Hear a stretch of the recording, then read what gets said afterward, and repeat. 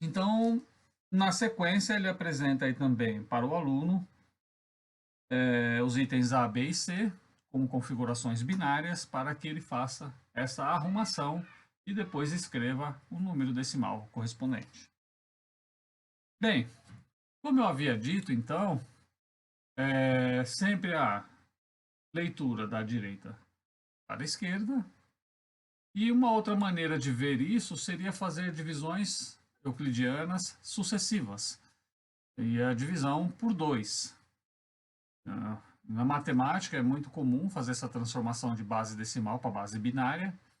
E o que se faz nas aulas de matemática é fazer divisões sucessivas por 2. Então, no caso do 10, eu tenho aqui o valor que foi apresentado lá na atividade, o 10. 10 dividido por 2, o quociente é 5 e o resto é 0. A próxima divisão, então são divisões sucessivas. A próxima divisão, então, 5 dividido por 2, o quociente é 2 e o resto é 1. E a última divisão, nesse caso, 2 dividido por 2 é 1 e o resto é 0. Como que você faz a leitura dessa configuração binária?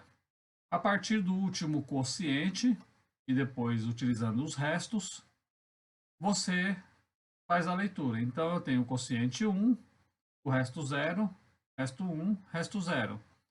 E a escrita eu começo da esquerda para a direita. Então 1, 0, 1, 0 é a configuração binária do decimal 10, como foi feito no slide anterior.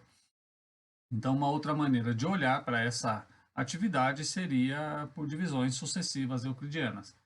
Mas o autor foi muito feliz em fazer essa atividade mais lúdica usando os cartões.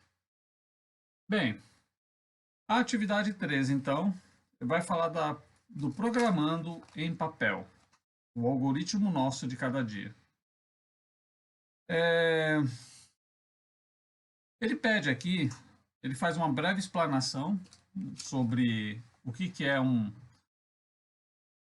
algoritmo, uma programação e fala o seguinte, faz uma solicitação, deixa no final da atividade 3 uma consigna.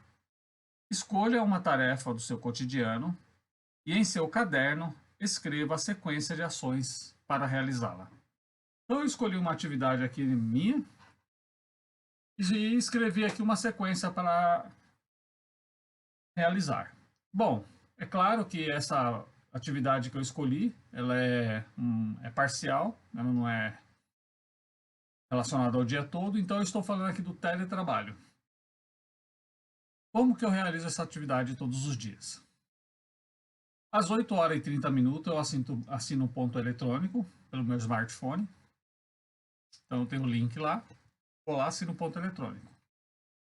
A partir disso, eu ligo o meu notebook, eu acesso primeiramente a caixa de entrada de e-mail pessoal, para ver se tem algo importante que eu preciso responder urgente. Então, a primeira aba lá já está aberta do e-mail, eu abro uma segunda aba. Nessa segunda aba, eu faço o acesso do meu WhatsApp web, porque muitas mensagens vêm pelo WhatsApp. Se for necessário, então, eu respondo também. Se tiver alguma tarefa urgente, eu já faço. E se não, eu começo a estudar para a elaboração das videoaulas. Então, essa é uma parte do meu teletrabalho. Então, eu fiz aqui uma sequência de passos como o autor do caderno sugere e solicita. Vamos caminhar então para a atividade 4. A atividade 4 vai falar especificamente do algoritmo. E eu destaquei alguns pontos importantes aqui na atividade 4. Ele traz tudo aqui um exemplo de uma rotina para ir da casa para a escola.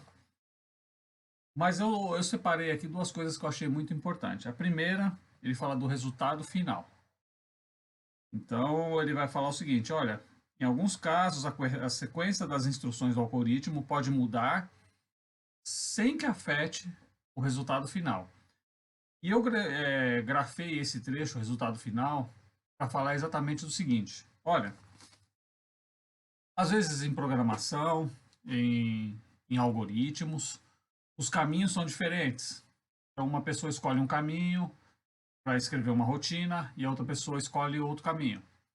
Às vezes um caminho é mais econômico, o outro é mais longo. Se você está falando de resultado final, não importa se o caminho é mais econômico ou mais longo, o resultado vai ser atingido. Chegou lá no resultado final, funcionou, ok. Em linguagem de programação, os processos mais curtos são desejáveis, pois economiza dados. Mas um programador pode fazer um processo mais longo, ele vai rodar, vai funcionar. Isso, se você olha para o resultado, não é um problema, porque você chega ao resultado final. Se você olha para o processo também e diz assim, não, eu quero que chegue no resultado final, mas eu quero o caminho mais econômico possível, então você não pode olhar só para o resultado, você precisa pensar no caminho que você vai fazer e esse caminho tem que ser o mais eficiente possível. Então é instrumento e resultado. Aqui no caso ele está falando somente do resultado final, então eu estou chamando a atenção. E aí ele também vai falar que em determinados algoritmos, alguns a ordem pode ser alterada e outros a ordem não pode ser alterada. Eu trouxe também um exemplo aqui, eu pensei para poder elucidar essa atividade. Eu fiz um primeiro algoritmo pensando num caminho, num procedimento, né, numa rota, como diz aqui. Então eu vou dizer o seguinte, olha, para lavar o carro, primeiro eu lavo o teto, depois eu lavo o capô, em terceiro eu lavo a tampa do porta-malas, então você percebe que começa por cima, né? Eu venho lavando o carro por cima.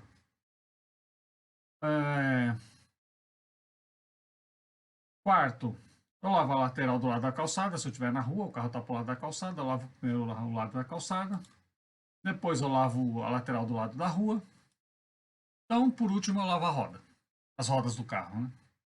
Então eu tenho essa sequência aqui, certo?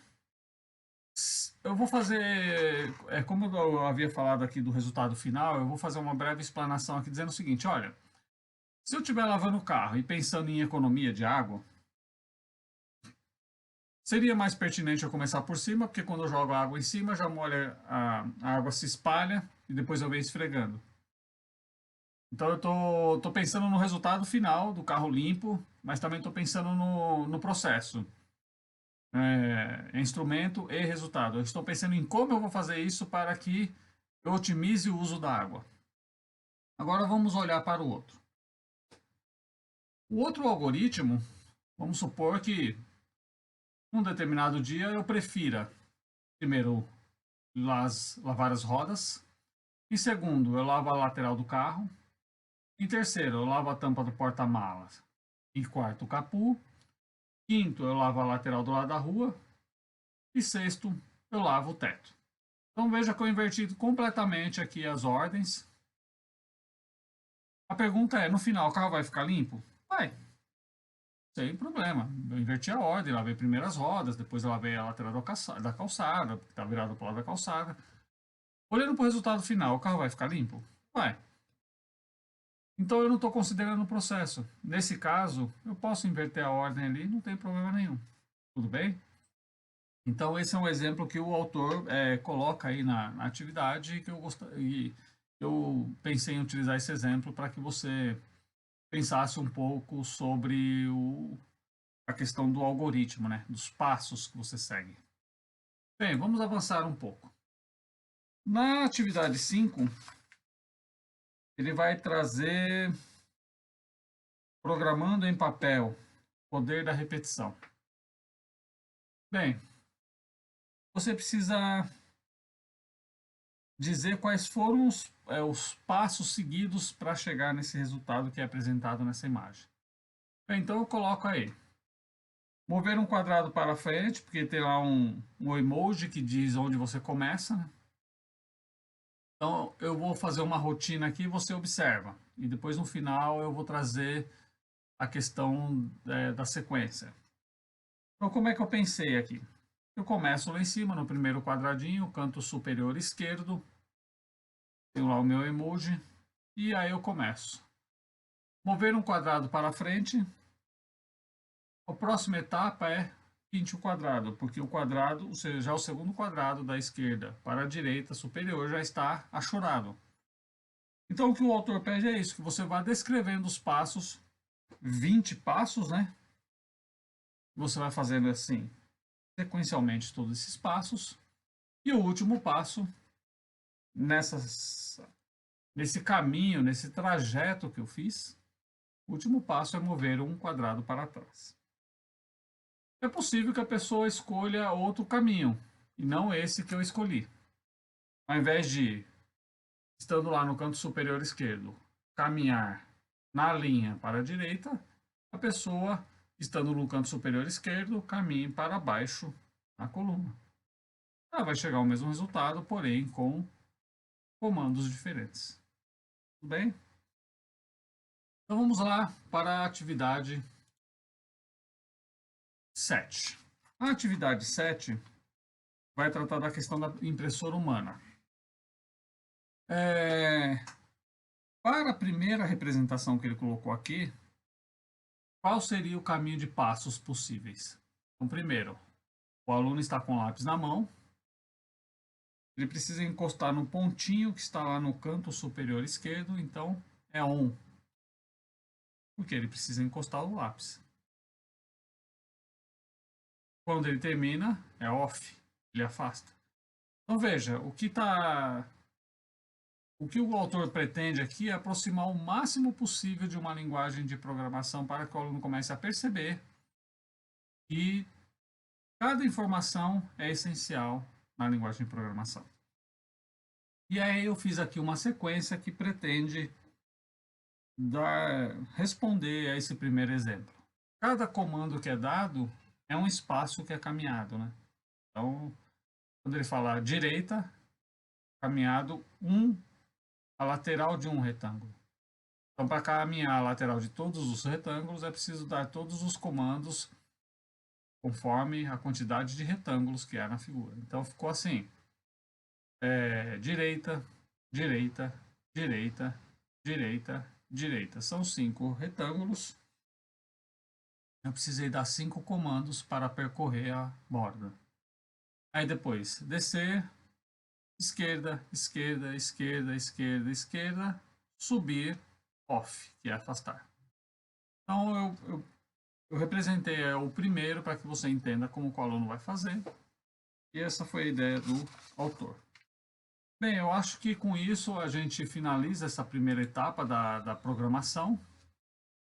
E na sequência eu falarei sobre a questão da elétrica e da eletrônica.